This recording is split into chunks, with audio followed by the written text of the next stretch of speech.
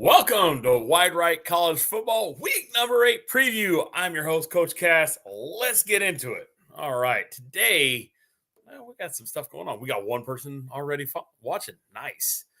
We're going to be a little bit behind. Had some big stuff coming up this week. We'll talk about it on my other channel later. But anyways, let's talk some college football. Was there any news? Anything big happened last week? I'm not sure. Maybe number 1 Alabama going down. Well, they were number 3. Let's be honest. They were number 3. They switched with Tennessee.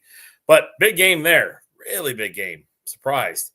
Alabama got it taken to them by Tennessee. Kind of shocked. Now, we're waiting on our other co-host to drop in. I'm sure Jude will be along in a minute, and so will Lindsay and Hunter. So we're waiting on them. So I'm just going to entertain y'all for a few minutes, just kind of do some stupid human tricks while y'all are waiting on me to get some co-hosts, and we'll start talking some college football. And everybody loves college football. Sorry, I'm a little hoarse still from last week. It's the dust here. We haven't had a whole lot of rain and a lot of dust, so I got what you got. All right. Well, let's scroll over to the news of week number 8. Now, sad news out of Mississippi State. Apparently, one of their football players passed away last night or today. It's really, I mean, anytime you hear about a young person losing their life, it's a pretty sad deal. So our thoughts and prayers go out to Mississippi State. I believe the kid's name was Sam Westmoreland. I'm gonna go ahead and I'm gonna go ahead and look and see real quick and speak intelligently on this one. Yeah, his name was Sam Westmoreland. He passed away. Looks like last night or today. Very sad. So our thoughts and prayers go out to the players, the coaches, the parents, especially his parents, his family. It's a terrible thing that happened.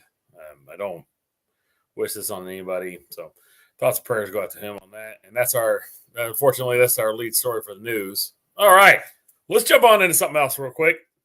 Joining us, he is a lifetime fan of the USC Trojans. He got to take a week off last week.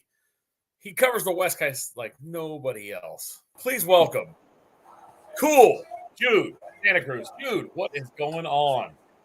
What's up, guys? How you doing? Fight on. Fight on. That's right. You can't spell SEC without SC. Fight on. Nope. I'm practicing. Nope. I'm practicing. Yeah. All right, our next panelist. He's the beast from the East. He's the assistant to the president of the Doug Flutie fan club.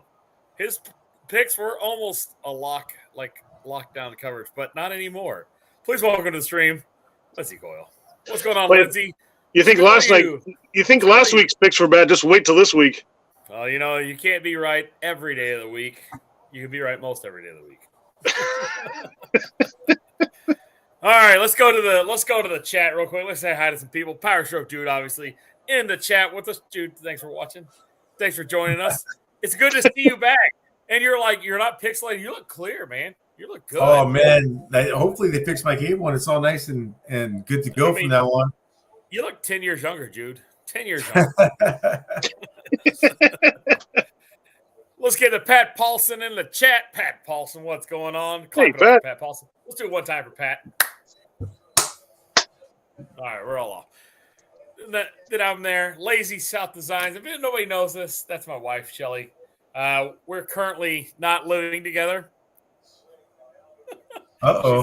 She's taking care of her mom. I'm making a joke. We're all good. We're all good. She's just having to take care of her mom, so she's watching because she didn't get to see me in a few days. Say hi to Shelly. Bocce's blanking some more. Bocce, what's going on? Thanks for joining us. Hey, Bocce. Awesome. Lindsay the Greek. We're going to call you Lindsay the Greek. Although I don't think there's any Greek in his lineage. No, there really isn't. I'm just jealous that your wife watches your videos. Mine doesn't watch mine. Yeah, your wife watches my videos.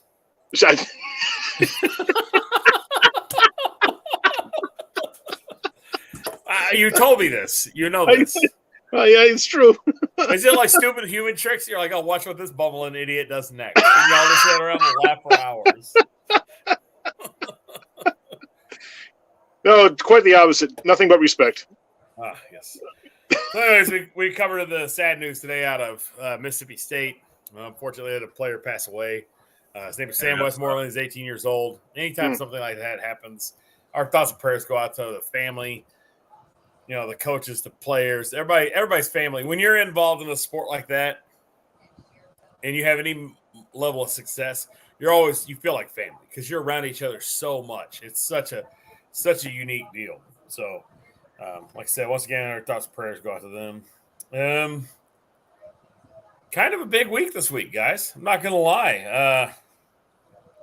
There's a few games with some meaningful impact to college football, the college football playoff, the Heisman, and the top 25. I mean, like it literally stacks the board. So we're gonna let last week go. We're gonna, like as they say in college football, you kind of just wipe your arms and move on, and you get ready for the next week. So let's go and let's talk about some potential games coming up. Lindsay, you got a few minutes? Can I bait everybody in? And oh yeah, I got to do that. Yep. Okay, all right. I'm just making sure.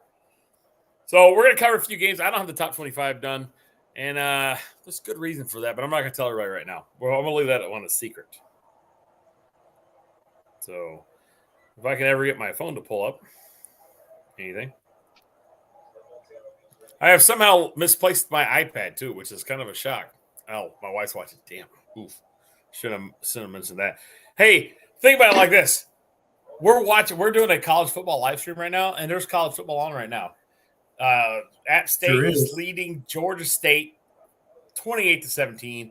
But Jude's watching something completely different. He's over there watching baseball. How are the Astros doing, Jude? They winning? Just went up 4-1 into 7. All right, good deal. So we'll get back to some more news. South Florida quarterback Jerry Bohannon. People around these parts of Texas might recognize that name. He was quarterback at Baylor. He plays at the University of South Florida. Unfortunately, he's going to have some season-ending surgery on his right shoulder. Tua Tagovailoa's brother, Talia, he's going to be a game-time decision this week. That is his brother, huh? I recognize the name, the quarterback for, where was he, Maryland or something? Yep, Maryland. He's a game-time decision. He's got a knee issue. And let's see what else we got going on. That's probably all the news. I don't want to dive too deep, and I don't want to overshadow Mississippi State either by putting in some silly news. I don't want to do that. I want to give out my utmost respect towards the family. So I want to. Did they release the circumstances or what, or how he passed away? No, I think it's too early. They don't think it's foul play. They don't. They've ruled out foul play. So unfortunately, it's probably nothing. Yeah, young kid, he was gonna. I think he was gonna be 19 on Friday. Man, that's horrible. Yeah, that's sad. But I don't want to go and sully the news with some silliness like that. We'll just pay our respects. We're gonna move on to some fun stuff here, and like I said, pay our utmost respects to his family and him. So we'll just move right on out of news and let's talk some college football. So we have some big matchups. Oh, Pat Paulson, did you read his comment? He said, if I ever have a heart transplant, I want my mother-in-law to never been used. But oh man, dude, seriously, you'd lose your backside if it wasn't attached. That's true. My wife is correct. So we have a ton of top 25 matchups. Let's start with Clemson and Syracuse. That's a big top 25 matchup. That's 5 Clemson versus 14 Syracuse. This impacts on Jude's side of the country. Number 9 UCLA is traveling to Oregon to play number 10 Oregon. Now, I think this is a pretty good test of. This is a good litmus test. We want to see how good DTR is, because if DTR shines against Oregon, I think we have a new front runner for the Heisman. I think CJ Stroud's going to have to do something exceptional, because all DTR does is put up numbers and win football games. I mean, DTR's like a guy that is living up to his potential right now. If he plays big against Oregon, wow, watch out.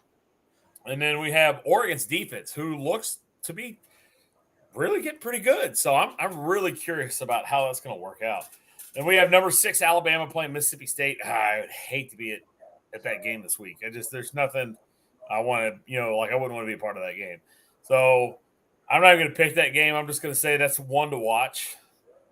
And then we have number 8 TCU hosting Kansas State. Now, if you're in the Big 12, you do realize that right now there are 4 teams vying for one spot at the top of the Big 12 standings. You have an undefeated TCU team who had to play pretty hard last week versus a one-loss Kansas State team who's all about running the ball and playing great defense. And they play at 7 p.m. on FS1. So that means that's our time. So that's June time will be, at 5 o'clock. That means probably by the time that the game is close to ending, we're going to be on air talking about this. So it should be around the fourth quarter. Yeah.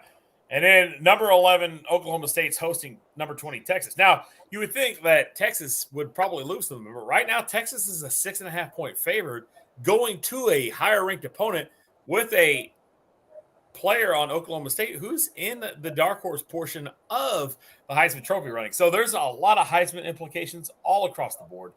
I also want to mention this. We have a new member to the top 25, and it's a big deal. I'm kind of excited for this team. Number 25, Tulane. All they do is win football games right now. They're 6-1, and they're going to host Memphis, who's 4-3. Memphis is no joke.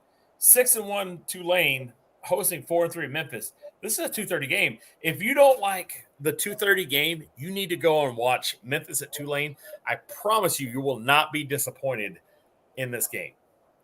So with that said, let's hop on over. Let's let Lindsay drop down his Lindsay's lockdowns here. So let me scroll and find his little section here.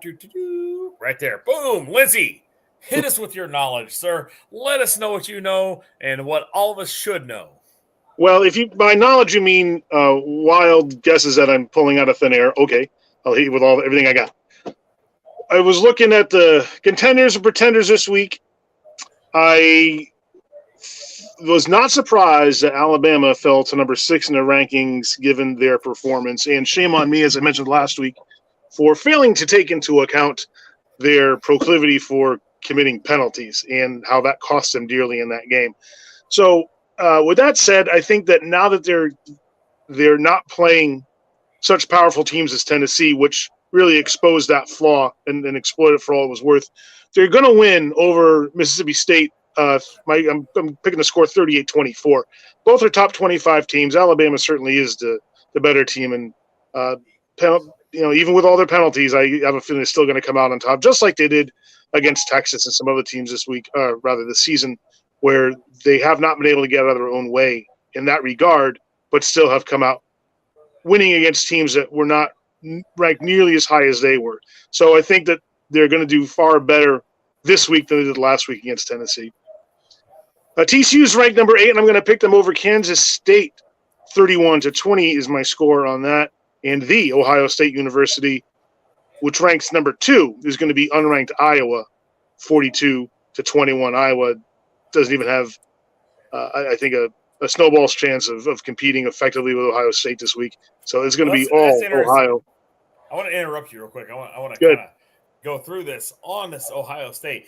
So this is what I'm kind of curious about. I want to see how Ohio State's offense, and specifically C.J. Stroud, does against Iowa's defense. Now, Iowa probably has the best defense in college football, and they probably have the worst offense in college football to go with it. You got some pretty awful fans, too. Yeah. But what I want to see is if C.J. Stroud can put up plus 300 yards of passing and the running game puts up plus 150, then I believe that you're looking at the true number 1 team in the nation. And you're also, if he does that, you're also looking at some numbers that would back him up to stay ahead of DTR, I think. Yeah, but DTR, we'll talk about DTR in a little bit. But just to stay on Ohio State, I want to see what C.J. Stroud does against this defense. This is a good defense. They have pro corners playing on this. This is a pro defensive secondary. Hunter's probably better to elaborate. He'll hop on here in just a few minutes, but he's probably better to elaborate on how good Iowa's defense is because he studies college football way more than I do. So he's going to be able to do that. But like I said, I think that's one to watch.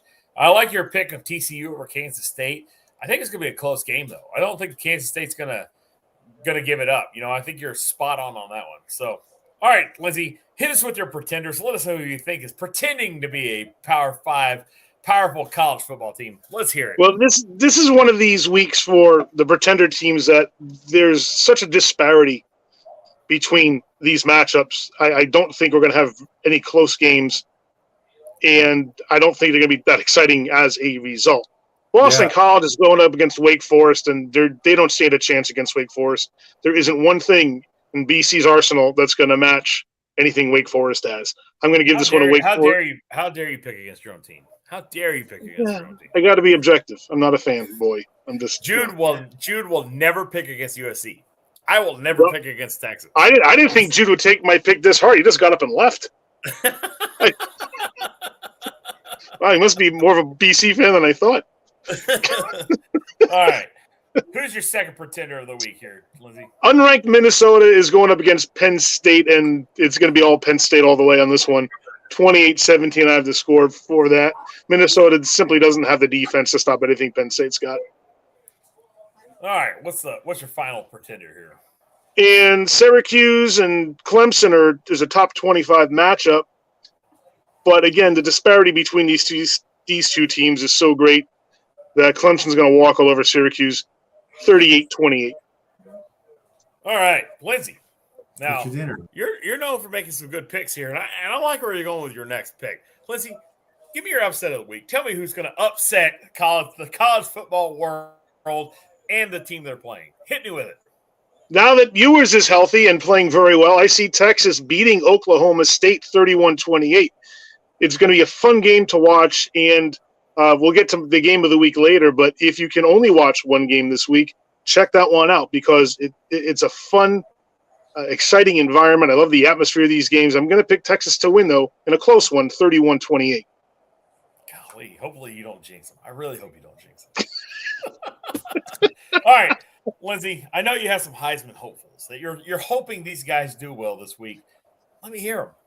I am, and in fact, I'm going to lead off with I'm changing it up a little bit, and based on Alabama's performance last week. Even though Bryce Young had a very good game, I don't see the team as being the one that's really going to ride him to glory this year. I'm going to move him out of the ones to watch this week. Instead, I'm going to move in Sam Hartman from Wake Forest. He's been on my radar for a while. I really like the way he's playing right now. He's firing on all cylinders, and it'll be fun to see how he fares for the rest of the season. So I'm going to move him in as one to watch, along with Bo Nix from Oregon, of course, C.J. Stroud from Ohio State, and the other two are not going to be a surprise either. Caleb Williams from USC and Hendon Hooker from Tennessee, who had such a great game last week against Alabama. He's on a tear right now, and he might just walk away with the whole thing. Well, I got to ask Jude a question on this one.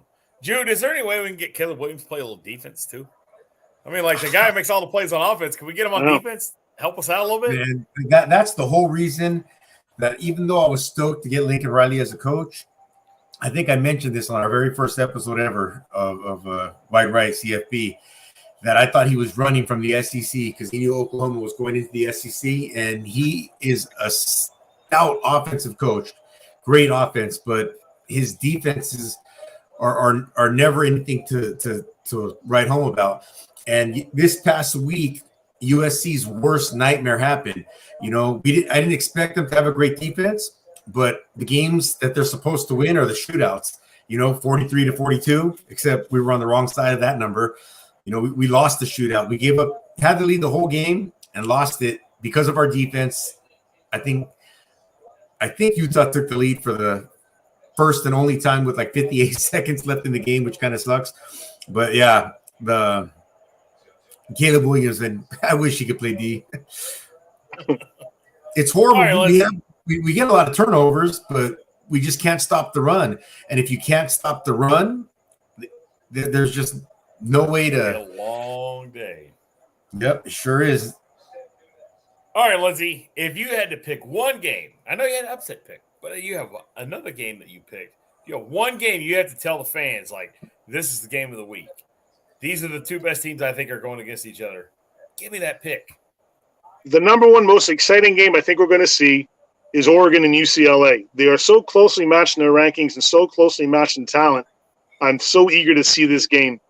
It, I hope, will be a shootout for the ages and one worth watching. So if you got to watch one game, watch Oregon and UCLA. Oregon's ranked number 10. UCLA is ranked number 9. And it should be a very exciting game. I'm picking Oregon to win by a touchdown, 42-35. Ooh.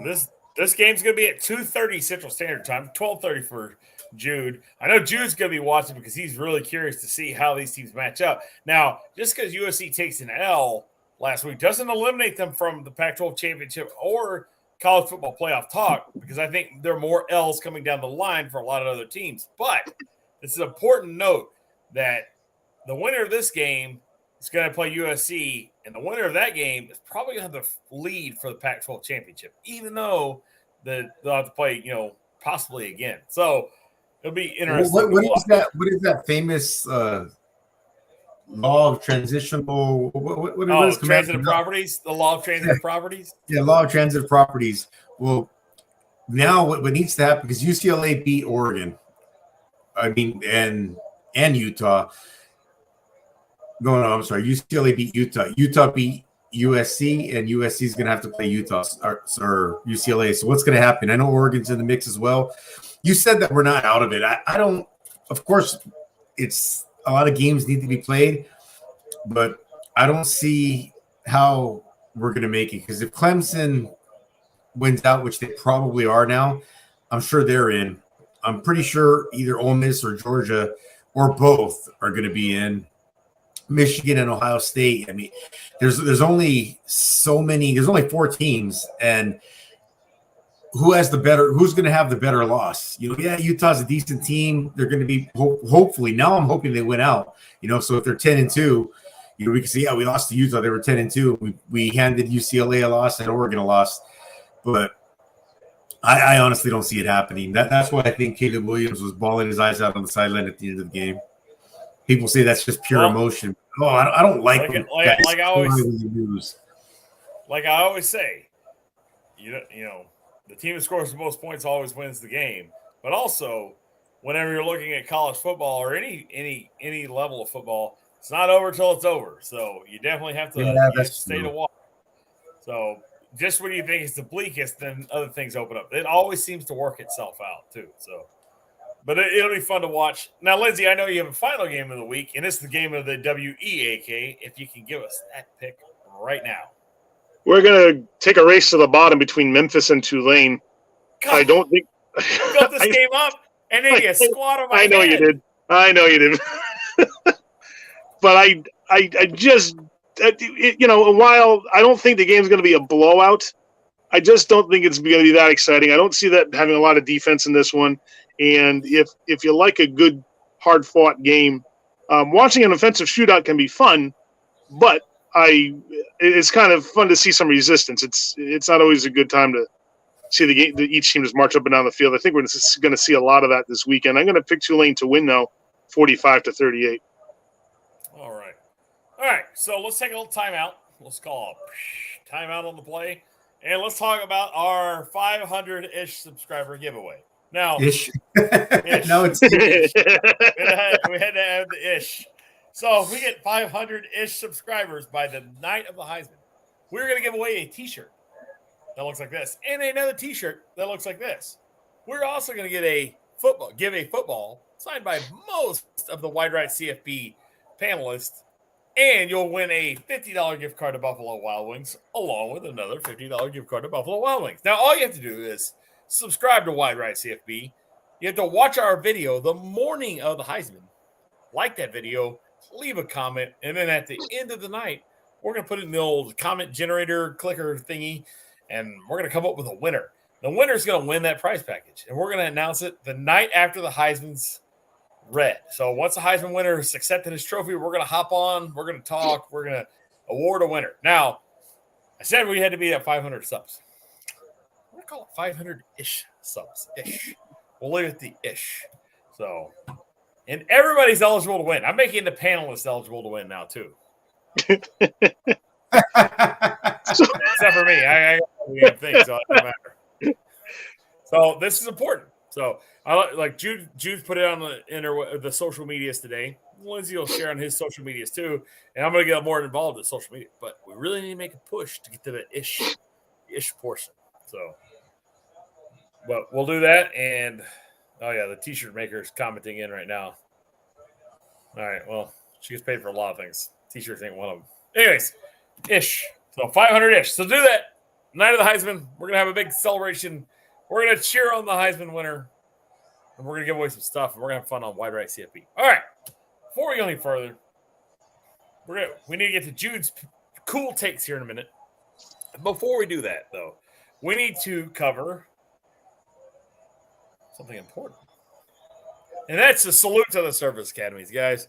So everybody stand up, put your hand over the heart, say the national anthem proud and loud, and this is our salute to the service academies. Now, I have to find the games because I'm a little bit behind. Our first game, we have ULM traveling to the Black Knights of the Hudson in West Point, and they're going to take on Army at 11 a.m. Central Standard Time. This game is on CBS Sports Network. So if you want to watch probably a pretty good game. Now, ULM has played some good competition. They played Texas. They played Alabama. They've scored some points. They won a few games. This game's going to be a little closer than probably Army wants, but I think Army wins. The score of something 21-17, something like that. I think it's going to be close, but no cigar. All right, our next game is another 11 a.m. game, and this is on ESPNU, so you better have some nice cable package. You got to find this guy. And that is Houston going to Annapolis, Maryland to take on the midshipmen from Navy. Now, Navy last week kind of laid the egg, a little bit laid the egg. But I think this week they're going to play well. They always play Houston well. I don't know what it is. They like seaports or something. I'm not sure. Anyways, I'm always going to pick Navy. I'm going to say Navy's going to win this game 31-28 in an absolute shootout. And then finally, we have those Flying Falcons. I don't know what you actually call them. I think they're the Flying Fighting Falcons from Air Force. I'm looking for them. They're taking on Boise. They're hosting Boise State. This is a 6 p.m. Central Standard Time game. This is also a CBS Sports Network. Now, Boise's not very good, and this ought to be a close game. Now, I'm not saying Air Force is bad. I'm just saying that Boise's not that Boise State that y'all are used to. You know, when your signature win is against Fresno State, maybe you're on a little bit of a downturn this season. So we'll go with that. Let's check in with our two lower service academies that play in that Division III. And one of them is the Coast Guard Academy. And I will pull that game up in a second.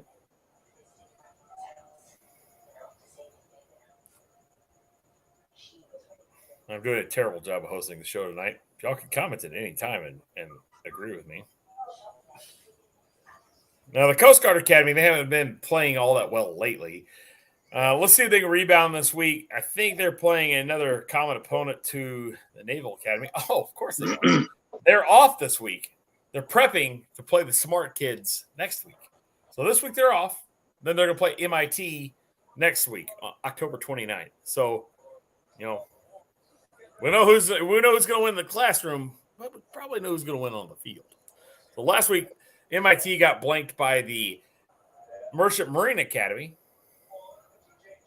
19-0. Let me pull up Merchant Marine Academy's football schedule here. The Merchant Marine Academy takes on. We're doing Spectrum Internet. Jude, I'm sorry. They are taking on Catholic. Now we'll this is a good litmus test because Catholic beat the Coast Guard Academy last week. Merchant Marine Academy takes on the Catholic University at 1 p.m. I'm assuming this is Eastern time, so it's going to be 12 p.m. Central time, like 8 o'clock in the morning in Jude time. So we'll see what happens whenever the Merchant Marine take on Catholic University, the Cardinals from Catholic University. So that's our salute to the service academies. I want to hear what you guys think. So go ahead and let me know what you guys think. Jude, Lindsay, hit me with your best guesses. I pretty much agree with everything you just said. Back to you, Cass.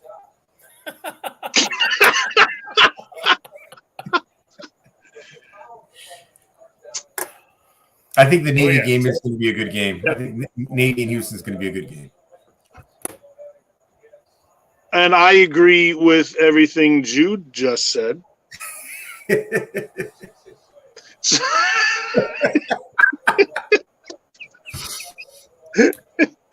All right, folks. So that's the broadcast for this week. I'm kidding. All right. I'm a little underprepared. I have a video coming out on my regular YouTube channel or maybe on Tech Talking Shop. I haven't decided yet. We're going to talk. Jude and I are going to talk in the back stream, and you'll figure out why I'm a little bit behind today. So anyways, that's our salute to the service academies. I wish Hunter were here so he could go and kind of chime in and let us know what he thinks. So, he's always going to pick Navy.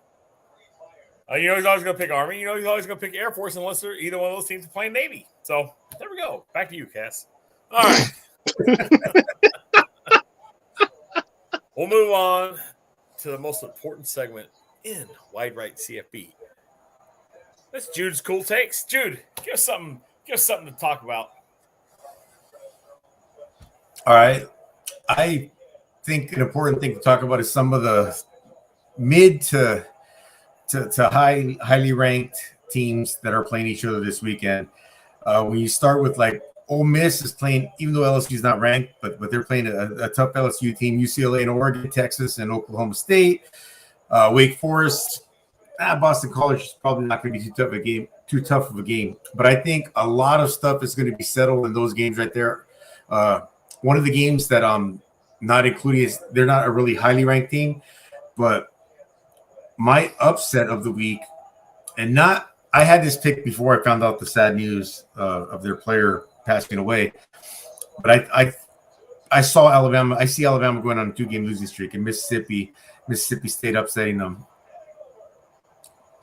That's one of my cool takes. Another cool take is I think it's going to be tough, man. One of these years, we're going to see 3 SEC teams in the college football playoff and I'm talking about before we expand, we're going to see that whoever wins the SEC championship game, whoever loses the SEC championship game, and whoever, whether it's the second place team in Alabama's division, it's almost got to be, because one of those teams is going to end up with one loss.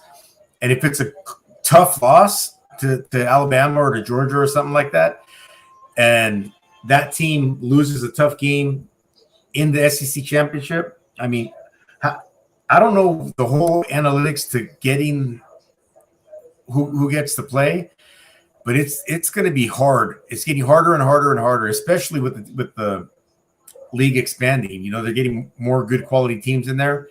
I think that before we expand, we're going to see 3 teams from the SEC in the championship. And it's going to be that would light college football on fire if that happens. Oh, that would absolutely light college football on fire, especially like if a 2-loss team from the SEC got in over a 1-loss team from the Big Ten, like Ohio State or Michigan. The Pac-12 has nothing to cry about, man. They can have an undefeated team not get in.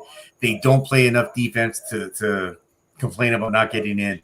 Even if they say we'll score against anybody. USC did it this weekend. They scored 43 points and they lost to a Utah team that already has 2 losses. So that's not saying much. But those are my cool takes for the week. All right. So do you have any let's go with your game of the week next. What is your game of the week? If you had to pick one game to tell every fan of college football to watch, what is your one game this week to watch? I just said that that they're not worthy of a playoff berth. I think everybody should watch the same game that Lindsay said and watch Oregon play UCLA. I think that's going to be a barn burner. I think that's going to be a great game. I feel like I'm just copying everything that Lindsay said, but they're evenly matched. They're close in the rankings. They're both playing well. Their quarterbacks are both dark horses for the Heisman. Well, probably DTR a little bit more than Bo Nix, but that game I can see. I think, Lindsay, would you say Oregon by 7 or by 8-3 or something like that? I think Oregon by 7, 42-35. 42. I think that might be the score, might be the way it goes. But I think that for that to happen, I think it'll be 35-35, and whoever has the ball last, that's the team that's going to win. That's how I see it. I hope it's a shootout like that. That's going to be a ton of fun. I hope to see a lot of lead changes and back and forth, and Yeah, that's what I'm really hoping for. I want to see DTR throw for about 290, run for about 250. And then that right there. I have to say, like as much as this kills me, that's like Vince Young numbers. Oh, I can't believe I just said that. Oh. Dude, come on. Take the burn orange sunglasses off, dude. He did it in 2 straight Rose Bowls, but he did it against Michigan, then against SC.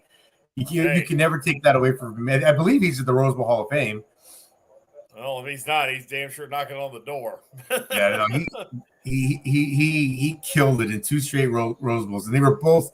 Everyone says that the USC Texas game might have been the greatest game ever, but that Texas and Michigan game can't be far behind it. That was. I think the USC Texas game is probably the greatest college football game ever played. It was a great game. There's going to be a lot of people disagreeing with me. I think there was something like 20 first-round NFL picks between the two teams on that playing in that game. I think there was 55 total players that played in the NFL off of those two teams.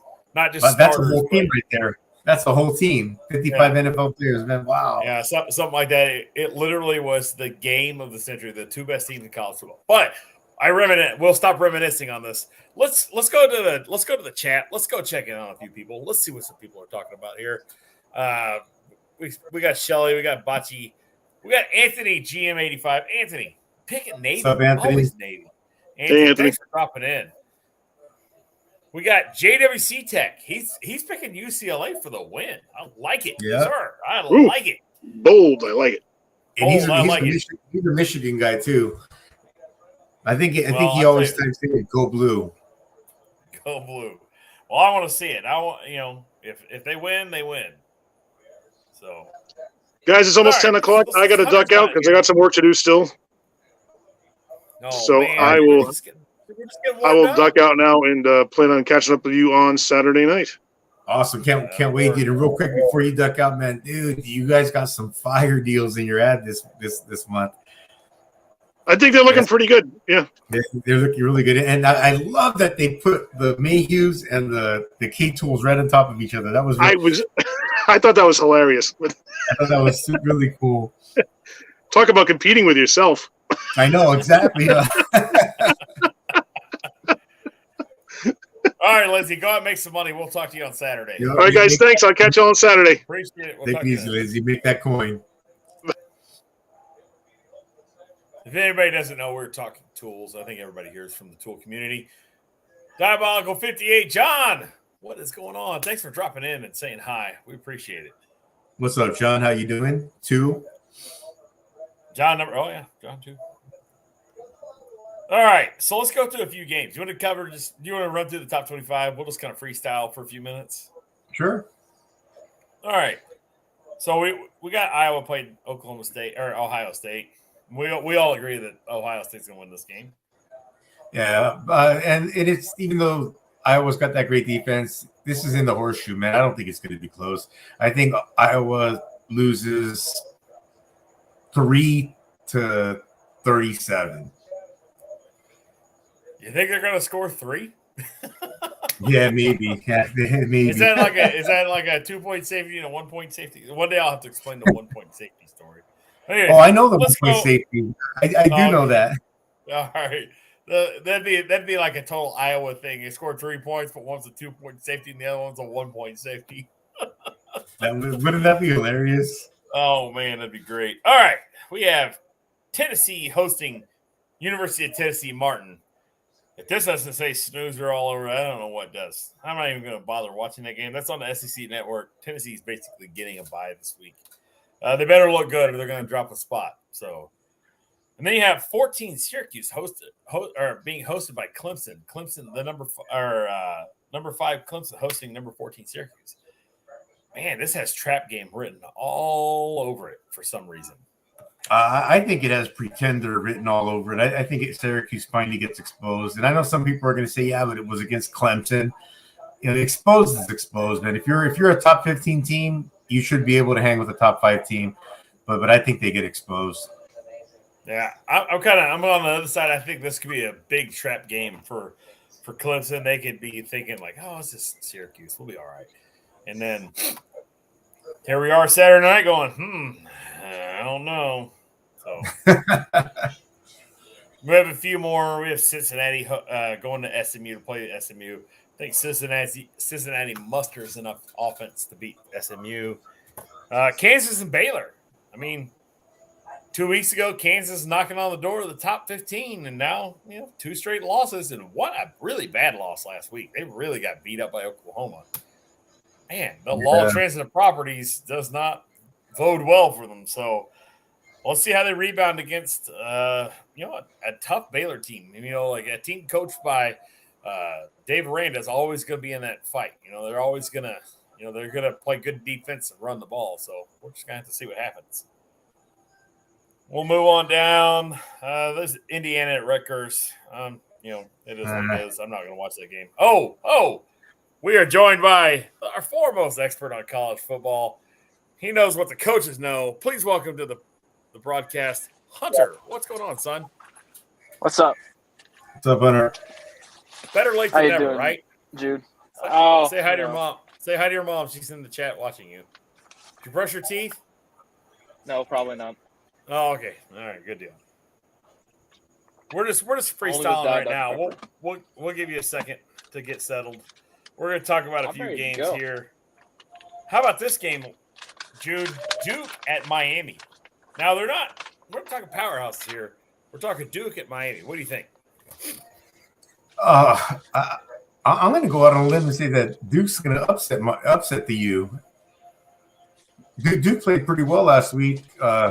The U's reeling, man. I mean, everyone said that Mario Cristobal was going to have him in. Well, I guess he did have him ranked, but that was preseason, man. Preseason don't matter. It's what you do on the field during the season, and they're not impressing at all. Maybe he needs to get a few seasons to get some recruits of his own, but I'm calling another upset right there. Duke beats Miami in Miami.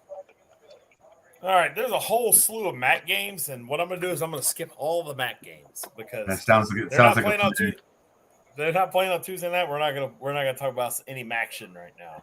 All right, let's go on to a battle of a team that really needs to have a win right now, and that's Notre Dame. And this is more important for Notre Dame's recruiting class than it is for Notre Dame currently. Notre Dame needs to beat UNLV this week. Now they're hosting them at home, but they need to beat UNLV. They cannot look bad against UNLV, or they're going to have some dissension in the recruiting ranks. So, yeah, that's for sure, man. Especially with the new coach, any recruits that are currently, wavering back and forth, they're going to look at the season now and they're going to be like, man, this is the coach. This is what I have in store for me. So yeah, man, if they want to, I think they need to win out, but unfortunately they can't because they play the Trojans. But yeah, they need some wins desperately. Yeah. All right, we got Big 12 showdown here. We've got West Virginia traveling to Lubbock to play Texas Tech. Now, these teams have some outside chances at some Big 12 championship stuff, but I think the Big 12 is going to be settled this week between 4 other teams. That's my opinion. I know Hunter's got a pretty strong opinion on this game, so I'm going to let him talk about it here. Hunter, what are your thoughts on this West Virginia-Texas Tech game? How many points do you think are going to be scored, first off? And then second off, if West Virginia loses this game, is this the last game for their coach? And what implications does this have towards the Big 12 championship? Well, both teams are sitting at 2 Big 12 losses. So essentially they have to win out. The way the Big 12 is shaking out is that you're going to have to do your best to win out.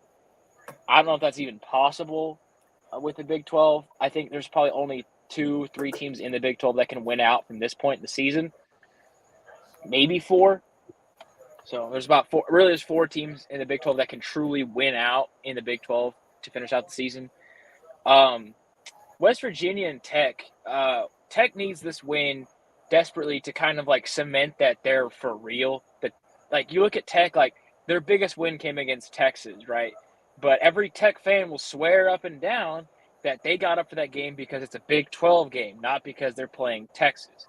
Now, I'm sure everybody in the audience is probably well aware, but in the state of Texas, most kids want to go to UT. You end up at Tech, usually. No one picks Tech. People Or pick Arkansas. UT, A&M, or Texas State.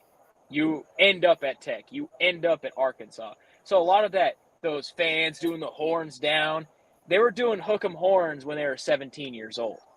They weren't doing guns up. No one's a Tech fan till they go to college in Lubbock. So they have to prove We to almost me heard a that four-letter Lubbock is. word there. Were you about to cuss No, on they have to. on the stream? No, it wasn't. In front of your They have to- grandmother. Your grandmother's watching this right now. Oh man, we have a real audience, huh? But they need to Diverse, prove to me very that diverse. they need to prove to me that Lubbock is a dangerous environment to play in, and they can. Lubbock can be a very hard place to play. When Texas Tech was on top of the mountain with Mike Leach, it was a tough place to play. So they have to prove it. And Donovan Smith will be back this week. He needs to be the starting quarterback. The team looks better when he's in the game. They run the offense better. It's just a better team when he's in the game. For West Virginia's part, every loss could be Neil Brown's last game as coach. So they need to win for their coach. Long term, I think West Virginia's best interest long term is to lose, because that way they can go ahead and rebuild this monstrosity of a program and fix it. But Neil Brown can be the guy going forward with West Virginia. West Virginia has the ability to win out. So does Texas Tech. But it's just very unlikely with them, because you look at their remaining schedule, they both still have to play Oklahoma, who has suddenly reasserted themselves as a legitimate team. So who knows what's going to go on with them down the stretch. But I'll go with the over. I'll go with the air yardage. I think West Virginia has more rushing yards. They have a better rushing attack. This is anyone's game, but I'm going to roll with the more experienced quarterback, and I'm going to roll with on paper the better team. I'm going to roll with West Virginia in this one. All right, son. I know we're kind of going out of order here from what you normally like to do. Let's talk about a game, and I know you're going to call this the ultimate trap game. Number 7, Ole Miss is headed to Baton Rouge to play the LSU Tigers. Now, tell me why LSU is going to win this game. I know that you're going to pick LSU to beat Ole Miss in this game. Yeah, that was one of my pretenders, actually. I have LSU beating Ole Miss 31-28. LSU is going to beat Ole Miss because Ole Miss likes to run the football. They love to run the football. That is what they've won games doing with this year. Here's the problem. Another team that loves to run the football is in Baton Rouge. LSU likes it when you run the ball. When you play small ball with LSU, you make them dangerous. You make Brian Kelly dangerous when you play small ball with him. That's what he likes to do. He likes to have these close games where mistakes make the difference. And you look at LSU, every week they make less mistakes. Every week they've gotten better. Even when they got blown out by Tennessee, we just learned that Tennessee may be the best team in the country. So I'm not worried about LSU because they got blown out by Tennessee. And they got better in that game. They got better from the jump. They had mistakes and they got better. Brian Kelly has an improving squad. Ole Miss struggles in Baton Rouge too. Ole Miss mightily struggles in Baton Rouge. It's going to be a loud environment, and Ole Miss kind of looked pedestrian against Auburn. I really think that if they go and play this small ball, let's run the ball and not test LSU's passing defense, they will lose the game. I like the lane train, but you're playing a dangerous game playing a small ball with LSU. All right. So, Hunter, since we're there, why don't we get your hard takes here, and why don't you spread some knowledge on me right now? Let me hear your contenders pick this week. So my contenders will start with the Ohio State University. I have them beating Iowa 34-7. I don't think that Ohio State's going to cover the spread. They'll get close. This game could be a little bit lower scoring. It could be like 28-7. Iowa's maybe going to score a touchdown. It just kind of will probably have – it'll probably be defensive touchdown. It'll probably be like a pick six or something. But, maybe a fumble recovery for a touchdown or a punt for a touchdown. I don't know, something. But, their defense is too good to give up more than 30-plus points unless Ohio State has extra possessions. Iowa's offense is nasty and ugly, and I wish I never had to watch it again. So there's nothing really there, but Ohio State's a true contender, number one, number 2 team in the country.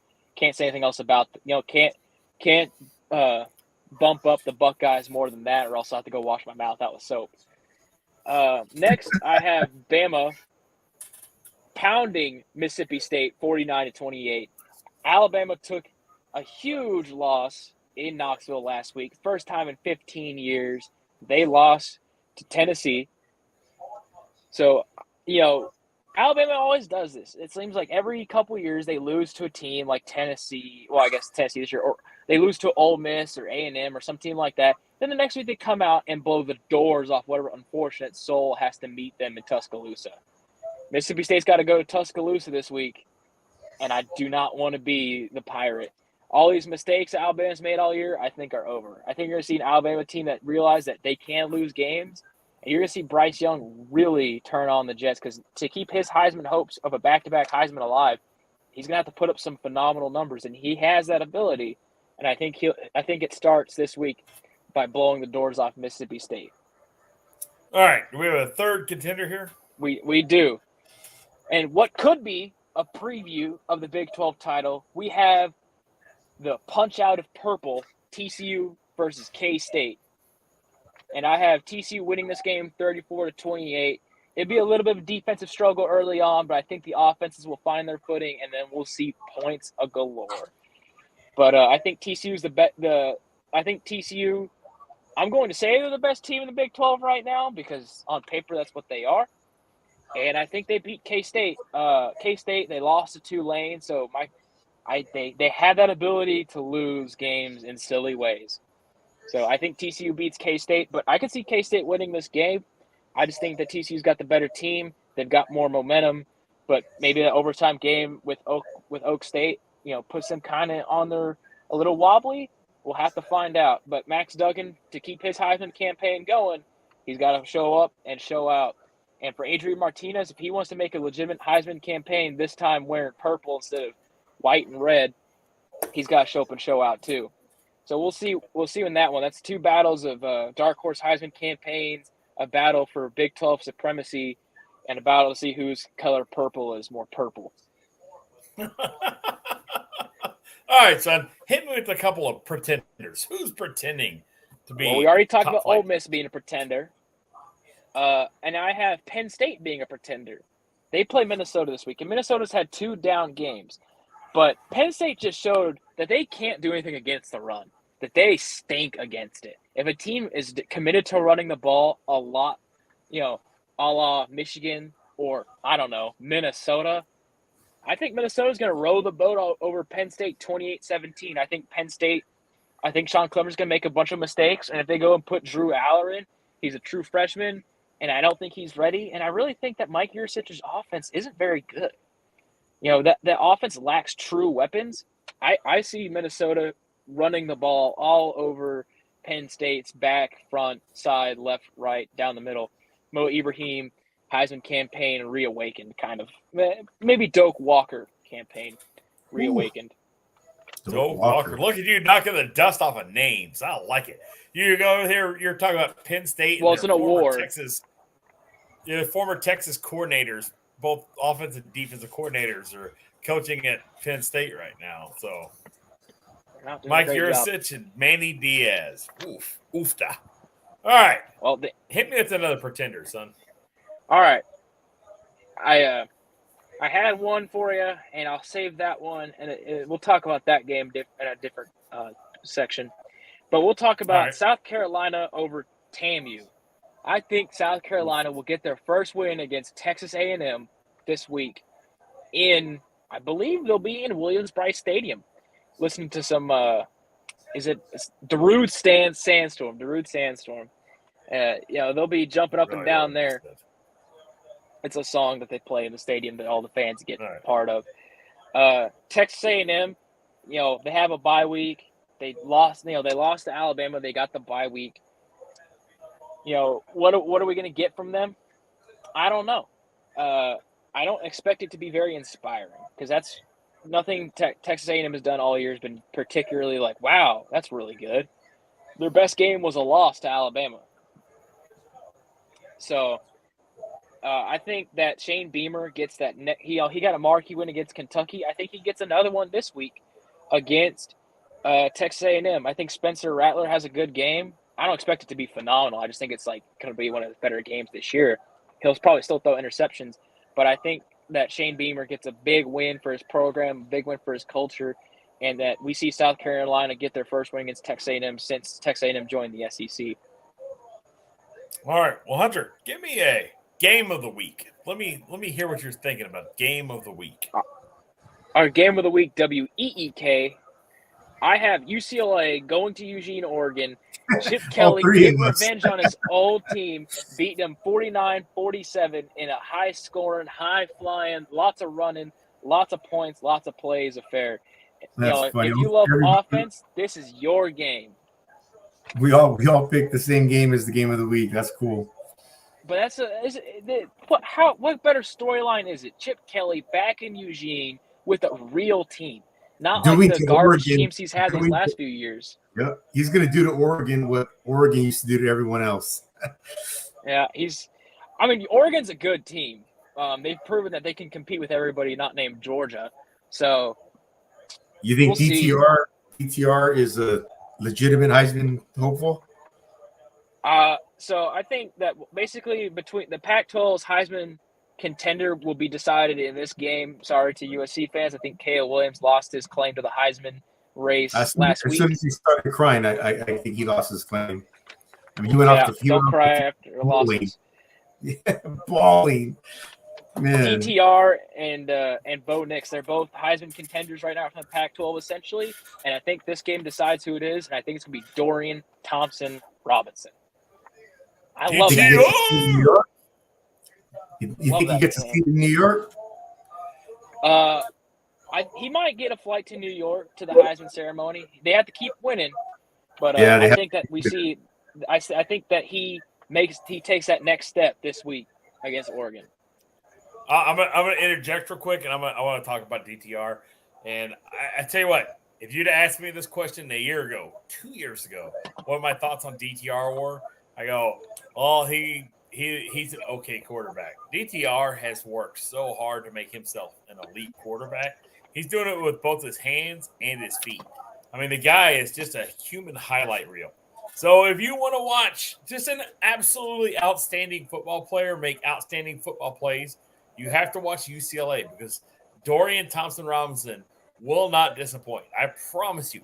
He may make some mistakes along the way, but he's going to do everything in his power to get them back. So definitely, I couldn't be happier for a guy. I mean, I love watching people go from mediocre to successful by just working hard, putting in the effort, and going out there and just showcasing. It just makes you feel good. You like look at somebody like that and you go, I can do something like that too. You know, like he was able to go and resurrect his career and really cement his stamp on college football.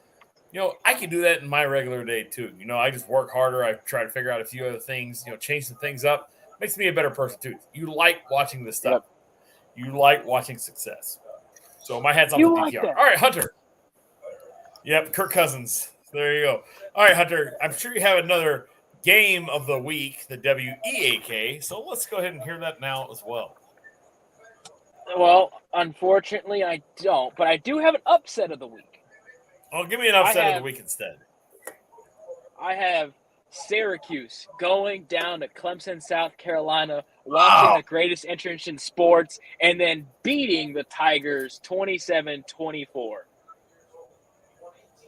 Clemson, everyone's talking about, they survived the test against NC State. They survived the test against Florida State. They're good. The ACC's theirs.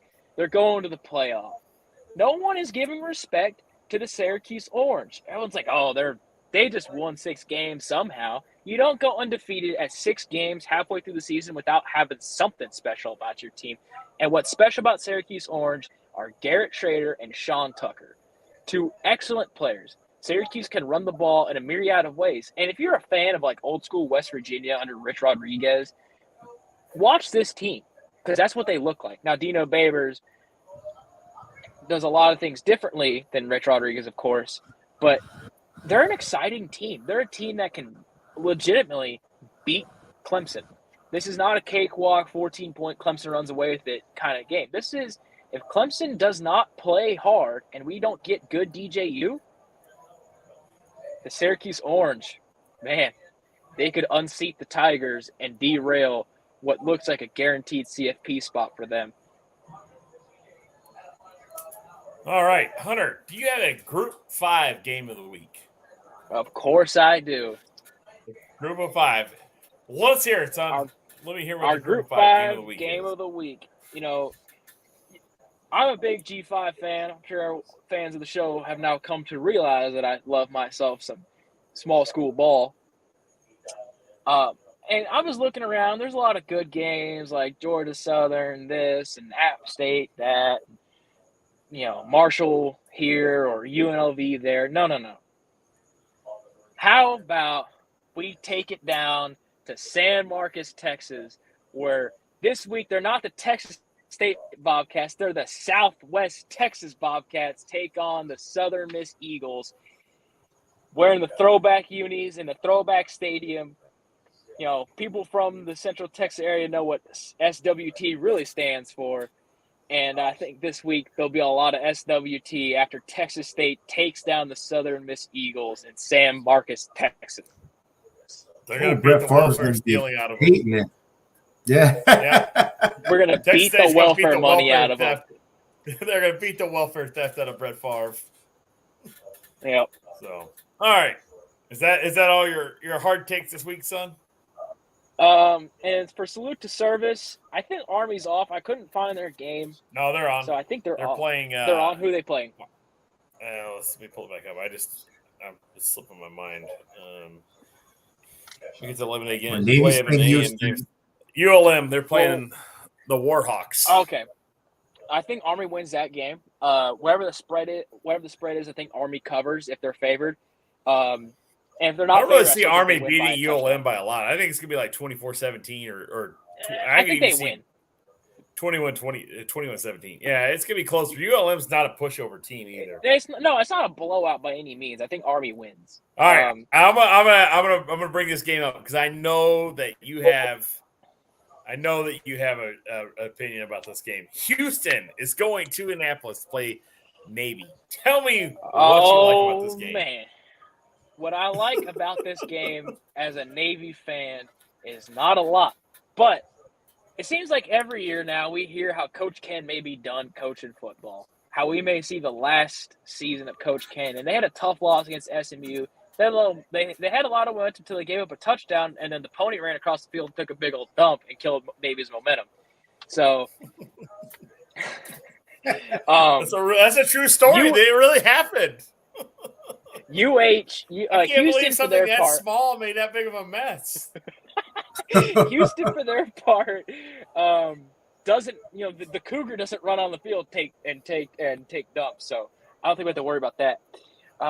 Houston, they had that big win against Memphis. They came back. They saved their season.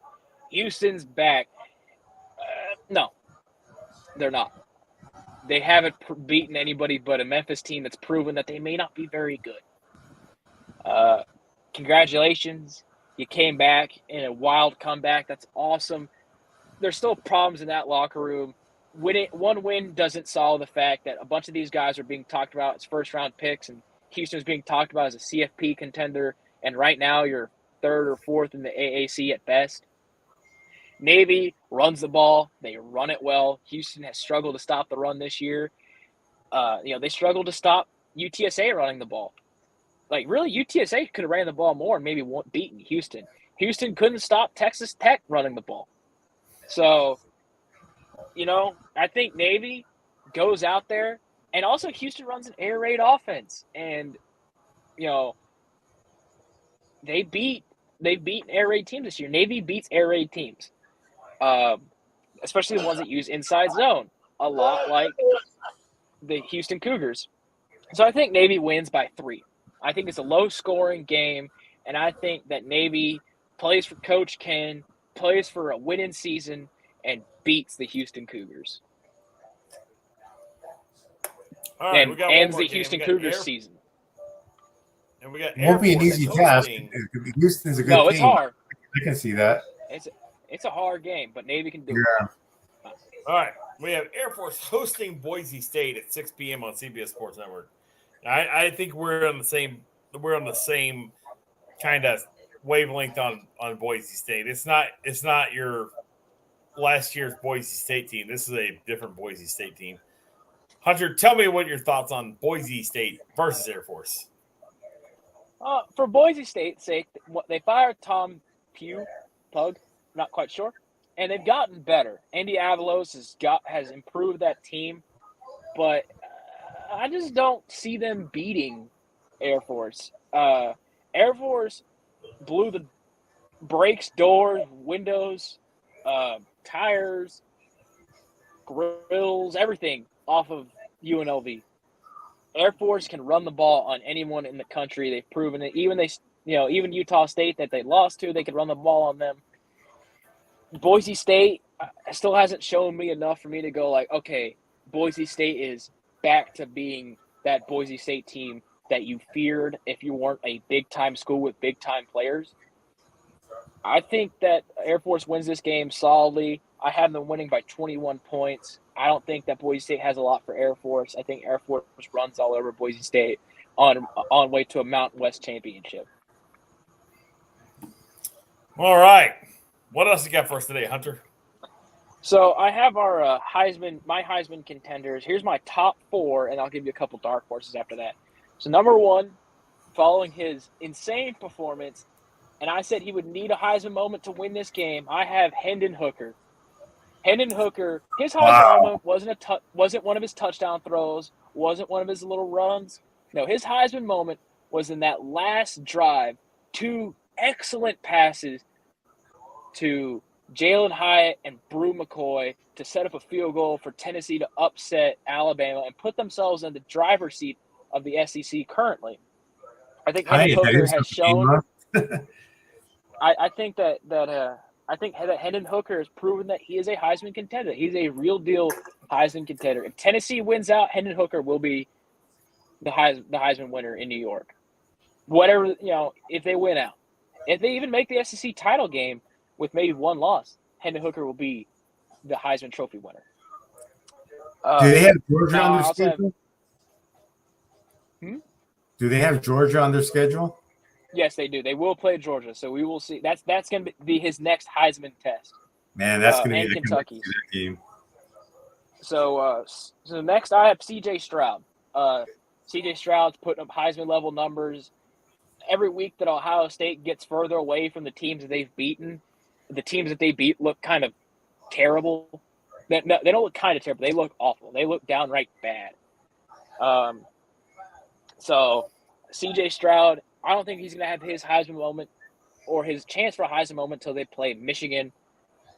I don't really know where to go with that one, with C.J. Stroud, other than he's putting up Heisman level numbers and will continue to do so because it's not like Ohio State's playing any high quality teams on their schedule until they play Michigan. Penn State's lost that right to being a high quality team. So I think for Ohio State's part and for C.J. Stroud's part, he's going to keep his Heisman campaign going strong. I just think he's now found himself in second due to Hendon Hooker's excellent game against Alabama. Next, Alabama's quarterback, Bryce Young. Bryce Young may have lost one game, but he's not out of the Heisman race. He's going to have to win out. He's going to have to put up some phenomenal numbers, but the guy won a Heisman last year for a reason. He can win one this year for the same. We'll just have to see with him. I think that Jahmyr Gibbs' Heisman hopes are done, but I think Bryce Young's are still very much alive. And like I said before, I think that starts with Mississippi State getting pummeled by the Tide. So I have Bryce Young in third. In fourth, for right now, I have Max Duggan. I know some people probably don't like that pick, but TCU has done the unthinkable. If you told me last year that TCU hired Sonny Dykes and in their first year they would be 7-0, 6-0, 6 or 7-0 with in the driver's seat of the Big 12, in command of the Big 12, I'd have thought you were crazy. I'd have thought all that Gary Patterson's players would have left and that TCU would be a 3-3 team. I like Sonny Dykes, don't get me wrong, but man, the snap turnaround has been amazing, and it really begins with the quarterback. I know that they were supposed to ride with Chandler Morris, but Max Duggan came in and proved that he was the starting quarterback for a reason. That he is just TDG. Did Patterson retire or did he get fired? He got asked to retire. Asked to retire. And now he's the special assistant to the defensive coordinator at the University of Texas. And assistant to the head coach. He deserved to be.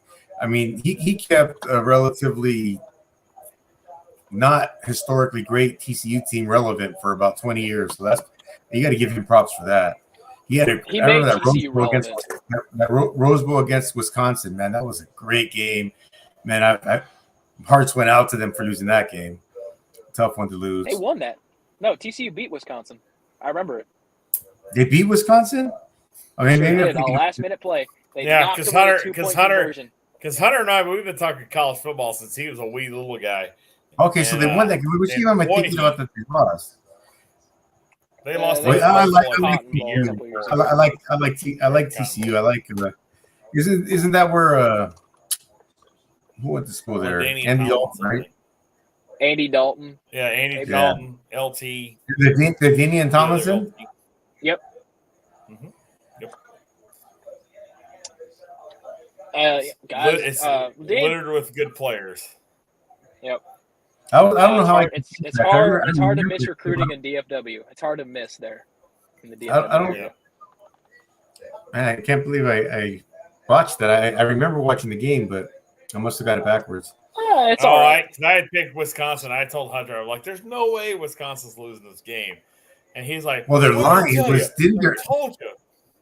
wasn't their line like 35 pounds heavier per man or something like that? It was 35 pounds heavier, 2 inches taller, and TCU came out and handled business. That's awesome. It was great. It was great. I enjoyed every minute. All right, son, you got anything else for us this week? Yeah, so my 2 Heisman dark horses, I have I was going to say Sean Tucker. I just don't know if he's put up the numbers this year for it. So I'll flex him out for Blake Corum, the running back at Michigan. Michigan, they've kind of been suspect throwing the ball. I mean, they've been efficient, but it hasn't been cool or amazing. But, man, Blake Corum has run all over the Big Ten so far. That guy can run the ball with the best of them. So if Michigan keeps winning and Blake Corum keeps racking up 200-yard games, he'll be in New York. And I have another running back for the Big Ten, Chase Brown, the nation's lead rusher, plays for the Illinois Illini. He has rushed for over 1,000 yards on almost 1,300 yards from scrimmage. This guy is the real deal when it comes to running the ball. He is the reason that Illinois has the wins they do, has beaten the teams they have, because he just runs people over, runs through and runs past them. He's not incredibly fast, but he's a tough, hard-nosed running back, and it's very enjoyable to watch. Hey, you guys think Jalen Hyatt has any opportunity of sneaking into the city next to Hooker in New York? He's going to have a lot of repeat performances like that. What was that? He's got to look big. He's got to look big against Georgia. Yeah, I just for Hyatt's sake, for wide receivers in general, it's so hard, right? Because you don't have quarterback has to get them the ball. Yeah, like you don't have Devontae Smith seasons where you have 2,000 receiving yards in 10 games. It just doesn't happen. Hyatt, and there's so many weapons on Tennessee's team. I just don't see Hyatt always being the guy that's going to get 5 touchdown catches. It just doesn't really happen very often. If you're not the centerpiece of the offense. With Tennessee, the centerpiece of that offense is the quarterback. Right. You know, it all goes as Hendon Hooker's right arm goes. So, if he throws a lot to Jalen Hyatt and Jalen Hyatt has, 3 more 5 touchdown games, absolutely. I just don't see it happening. There's too many other good wide receivers and running backs on Tennessee's team. If anyone from Tennessee is going to win the Heisman or be in New York in general, and I think he will be, it's Hendon Hooker. Transfer portal player of the year so far, really. And that's all I really have. I don't have a whole lot else. I will say that I guess we can talk about the Big 12, Big 4 showing down this week with TCU and K-State. I've already talked about that, and of course, we have to talk about the War of Orange. The Texas Longhorns going up to Stillwater, Oklahoma, favored by 6.5 points. We might as well call it 7. This is a big game for Texas. This is a big game for Oklahoma State. These two teams cannot lose this game if they want to win the Big 12, if they want to, sneak into the CFP. And Oklahoma was just ranked 7th or 8th, and they lost the heartbreaker to TCU. I mean, they were winning that game by 2 touchdowns in the fourth quarter, and now they're a 7-point dog at home to Texas. That just blows my mind. Well, it's just you look at Texas talent-wise, and you say, and this is what all the odds makers look at Texas. They look at the sheer level of talent at that school and say, if they put it together, they are I saw power rankings, right? And it's talking about why Texas is the 5th best team in the country is because talent-wise, if they put it together like, a team is expected to, they should win out, right? They should win almost every game they play. Of course, that's just not possible in the Big 12 because it's such a parity conference and teams get up so much for every team they play. It's crazy, really. No one goes undefeated in the Big 12, generally speaking. It's just too hard. It's just no. Ask Oklahoma. Ask Lincoln Riley. You don't go undefeated in the Big 12. You just can't. It doesn't happen. So, the last team to go undefeated in the Big 12, Texas, 2009. That was also coincidentally the last year that Texas beat both Oklahoma and Oklahoma State in the same season. So there's a lot riding on this game for the Horns. Historically, a lot riding for Sark. This is that marquee win that he gets. Yes, beating OU by 49 to a whole lot of nothing was awesome, but if you beat Oak State in Stillwater like this, you put yes, TCU is technically undefeated, but you go and say to the rest of the conference, Horns are here to play.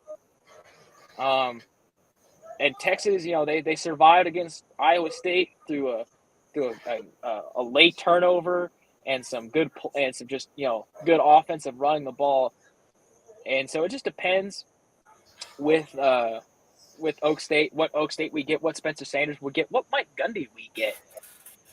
But I'm gonna roll in that game with Texas, not because I'm a fan, but because of something I heard one of the announcers talk about. Oklahoma State has lacked that marquee wide receiver. It seems like every year Oklahoma State produces a wide receiver that terrorizes the Big 12. A couple years ago, it was Tylan Wallace. I am so glad Tylan Wallace has gone to the NFL. 1, good for him to make money. 2, thank God he doesn't play Texas anymore.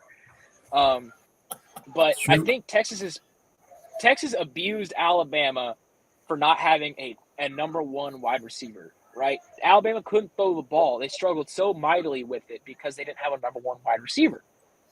Oklahoma State struggles in the same problem. If Spencer Sanders doesn't have a number 1 wide receiver threat to make Texas back out of the box and allow him to run, it could very quickly get ugly because Oak State's defense isn't like this crazy defense it's been in these last few years. It has holes.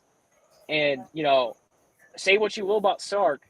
And, Jude, I know you're kind of a Sark fan because he coached at USC and he helped y'all win a natty and get to another. Or helped you win 2 natties and get to another. So, I think Sark, excellent play caller. And I think that you really see Texas take it to Oak State. They want revenge for last year for that last-second embarrassing loss. I think Texas goes and I may eat my words on this one, but I think they beat Oak State 49-21. I think Texas pounds the Pokes. Well, hopefully you're for us, Hunter. Hopefully you're right, but I don't know. It's just they're so hot and cold. But as a Texas fan, it's so hard to say. It's so hard to say what team you're going to get. The last 13 years have said, man, what team am I looking at? Yeah. All right. Well, we're about 25 minutes over our normally scheduled time. I like to keep Wednesday's show about 55 minutes long. We're going to throw the 2-minute warning in right now, maybe an abbreviated 2-minute warning. Once again, I want to remind everybody about our Wide Right CFB 500-ish giveaway. And like I said, you have to go sign up. Got to get some other people to sign up. Watch our video on the morning of the Heisman, and then we will debut another live stream after the Heisman's read, and whenever they're reading the name of Dorian Thompson Robinson as the Heisman Trophy winner, we'll go on and we'll celebrate. We'll give some stuff away. So, with that said, I'd like to thank everybody. Let me hop back over here in the comments real quick. Let's go there. We'll say goodnight to Shelly. Good night, Shelly. Thanks for dropping in and watching us. Christian, thanks for stopping by. Bocce, we appreciate it. Thank you for stopping by. Diabolical 58, thanks for swinging by. JWC Tech, always great to see you. Go Blue. Go Big Blue. Anthony GM85, thanks for stopping in, Anthony. We appreciate it. Who else do we have here? Pat Paulson. Pat Paulson, thanks for dropping by. I want to thank Lindsay for coming in here and doing a great job. I want to thank Jude for coming in here and doing a great job. I want to thank Hunter for coming in here and doing a great job. And once again, it's hard. Well, as Christian just said, we're still at 30 subs. We're not getting the 500-ish. But Tell more. I want to thank everybody, but I want to shout out a couple of channels real quick. I want to shout out to Jude Santa Cruz. He's not only does he have his own channel, Power Stroke Jude, he's also the godfather of Tex Talking Shop. And you got to check out Tex Talking Shop. It's a rowdy group of folks. We're a bunch of awesome people. New video uploading tonight. It'll probably be up in about an hour. Be all ready for everyone to watch tomorrow. It's the Mad Brooker talking about things. If she knew, if I only knew then, talking about things she bought then compared to what she could have bought now. Gotta watch it. Wish I didn't know now what I didn't Brooke always has some pretty good Instagram stuff. So you gotta go follow her. You gotta go follow this guy, Jude Santa Cruz, at Power Stroke Jude on Instagram, at Power Stroke Jude on the old YouTube, and go follow him at Tex Talking Shop. Remember, Tex Talking Shop's growing channel, and a lot of good people over there doing some really good things. Also, I want everybody to go and follow Lindsay over at Coil Tools. He's a great contributor. He's also a really good friend, so I want to thank him for dropping in. Thank Hunter for showing up, and I'll let you guys say your goodbyes here. Let's present Hunter real quick. Put him in the solo layout. Hunter, as always, number one, Fires Fav. In order of importance, eat 'em up, Cats, hook 'em horns, and go Navy. Beat Houston. All right. Fire takes Fav. All right, Jude. Hey guys, thanks for watching. Really appreciate it. And this is for the 6s and 7s watching, and the millions of potential viewers as we leave the stream up. We really appreciate you all. Fight on. Remember, you cannot spell SEC without S and C. Go Trojans. All right. I want to thank everybody for dropping in tonight. It's really good to see everybody. Make sure you subscribe to Wide Right CFB, and that's Wide Right College Football. You got to subscribe in order to win. We appreciate you stopping in. We're really glad that you came by. And remember, the team that scores the most points always wins the game. Thanks for watching.